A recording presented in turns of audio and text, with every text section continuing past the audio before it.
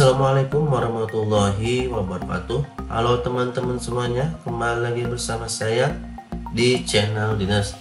Pada kesempatan kali ini saya akan memberikan informasi kesehatan ya tentang bisul.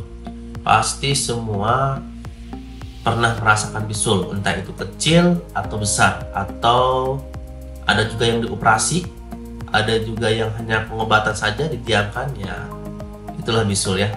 Banyak sekali pengobatan bisul atau penyembuhannya. Di sini saya akan membahas tentang penyebab, gejala, dan pengobatan bisul ya. Memulainya teman-teman bisa klik like, share, comment, and subscribe agar di channel Diners ya terus berkembang dan teman-teman juga bisa mendapatkan manfaat dari channel ini. Oke, terima kasih. Langsung aja kita bahas ya. Bisul atau disebut furunkel adalah benjolan merah pada kulit yang berisi nanah dan terasa nyeri. Kondisi ini paling sering disebabkan oleh infeksi bakteri yang memicu peradangan pada folikel rambut, yaitu tempat tumbuhnya rambut. Di gambar ini bisa dijelaskan ya. Jadi bisul itu ternyata di tempat atau tumbuhnya rambut atau folikel rambut ya. Bagian tubuh yang paling sering terkena bisul adalah wajah, leher, ketiak, bahu, bokong, dan paha. Bisul juga terkadang bisa muncul di daerah kemaluan. Hal ini terjadi karena bagian tersebut sering mengalami gesekan dan berkeringat. Selain itu, bisul juga bisa tumbuh pada kelopak mata. Kondisi ini bisa dikenal dengan bintitan. Apa sih bintitan? Cek video sebelumnya ya, ada tentang bintitan. Nah, ini adalah penyebab bisul ya teman-teman. Jadi ternyata penyebab utama bisul itu adalah infeksi bakteri Staphylococcus aureus pada folikel rambut atau tempat tumbuhnya rambut. Pada beberapa orang, Staphylococcus aureus dapat ditemukan pada kulit dan di dalam lapisan hidung tanpa menimbulkan gangguan kesehatan. Infeksi baru akan terjadi jika bakteri masuk hingga ke folikel rambut, misalnya melalui luka gores atau gigitan serangga. Jadi bakteri Staphylococcus ini akan masuk jika ada luka ya, luka gores atau gigitan serangga dan mendiam diri di folikel rambut, tempat tumbuhnya rambut ya. Terus bisul ini terjadi pada semua golongan usia. Kondisi ini lebih sering terjadi pada remaja dan orang dewasa muda.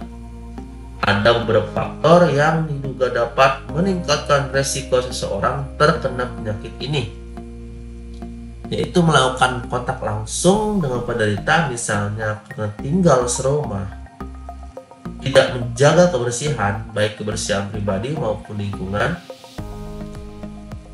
memiliki sistem kekebalan tubuh yang lemah, misalnya karena menderita HIV, menjalani kemoterapi, atau menderita diabetes, tidak memenuhi kebutuhan nutrisi tubuh dengan baik, atau menderita obesitas, terpapar senyawa kimia berbahaya yang dapat menyebabkan iritasi pada kulit dan mengalami masalah kulit, misalnya kulit berjerawat dan eksim. Jadi ini adalah faktor resiko terkena bisul ya.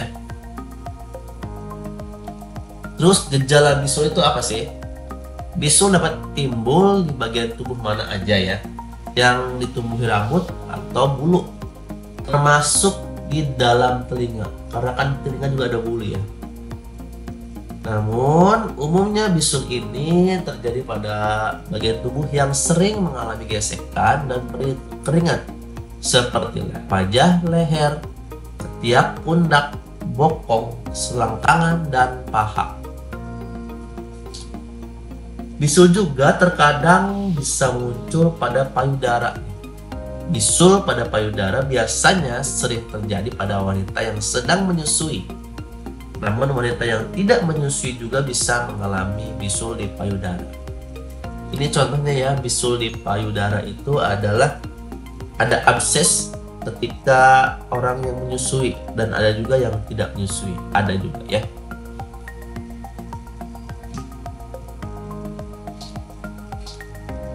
Saat mengalami bisul akan muncul benjolan berisi nanah pada kulit. Bisul akan ditandai dengan beberapa tanda dan gejala berikut. Muncul benjol merah berisi nanah yang berukuran kecil pada awalnya dan bisa semakin besar. Kulit di sekitar benjolan akan nampak memerah bengkak dan terasa hangat jika disentuh. Kayaknya nggak bakal terasa ya hangat atau tidaknya, karena memang udah nyeri. Benjolan yang timbul akan terasa sakit, terutama saat disentuh. Benjolan memiliki titik putih di bagian puncak yang kemudian akan pecah dan mengeluarkan nanah. Ya, itulah bisul teman-teman. Sakit, nyeri, dan memang kalau disentuh apalagi itu nyeri sekali. Nah, apa sih ini pengobatannya? Bisul yang berukuran kecil berjumlah 1 dan tidak disertai dengan penyakit lain biasanya bisa diatasi sendiri di rumah. Beberapa cara sederhana yang bisa dilakukan untuk mengobati bisul ya di rumah. Mengkompres bisul dengan air hangat 3 kali sehari guna mengurangi rasa sakit sekaligus mendorong nanah untuk berkumpul di puncak benjolan. Jadi mengkompres dengan air yang hangat juga bisa mendorong nanah untuk cepat keluar ya. Membersihkan bisul yang pecah dengan kain kasa steril dan sabun antibakteri. Lalu menutup bisul dengan kain kasa steril ya. Jadi kalau udah pecah bisulnya, langsung gunakan sabun antibakteri. Lalu ditutup oleh kasa steril ya. Dan yang ketiga adalah mengganti perban sesering mungkin, misalnya 2-3 kali sehari. Terus jangan lupa utama juga ya, mencuci tangan dengan air dan sabun sebelum dan sesudah mengobati bisul, dan yang jelas adalah air mengalir ya.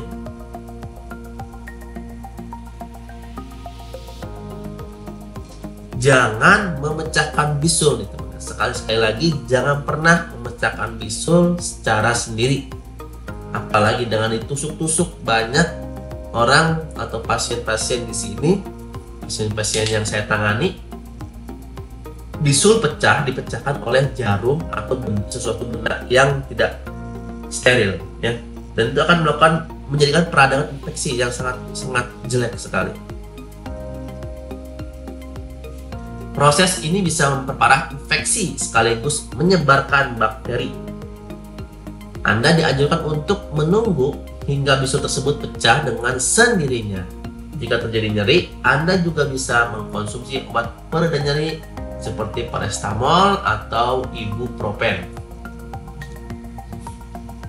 Nah, biasanya kalau di tempat kerja saya di rumah sakit ya, atau di klinik, kalau ada bisul yang sudah membesar itu dan tidak tahan lagi, kita akan lakukan penyayatan atau drainase untuk mengeluarkan nanah ya, operasi kecil. Jika bisul tumbuh berkelompok dan membentuk karbungkel, tidak kunjung sembuh setelah penanganan mandiri, atau Anda memiliki sistem imun yang lemah, maka Anda perlu mendapatkan penanganan dari dokter. Untuk mengatasi kondisi ini, salah satu pilihan penanganannya adalah dilakukan operasi kecil untuk membuat sayatan pada bisul dan membuat saluran untuk mengeluarkan nanah atau drainase. Bisul pertama ya, prosedur itu bisul itu disemprot oleh pereda baal ya, disemprot ya baal bisulnya. Terus kita menggunakan kain tangan sarung tangan steril dan langsung kita sayat menggunakan pisau medis ya. Setelah disayat, dikeluarkan pelan-pelan nanahnya semua ya. Jika terasa nyeri, bisa tarik nafas. Setelah semuanya beres, baru kita langsung tutup menggunakan kasa ya, dan dibersihkan dulu ya. Itu sih untuk penanganan bisul yang memang sudah besar sekali. Oke teman-teman, itu saja yang dapat saya sampaikan tentang bisul. Semoga informasi ini bermanfaat. Jangan lupa klik like, share, komen, dan subscribe. Diners, terima kasih. Assalamualaikum warahmatullahi wabarakatuh.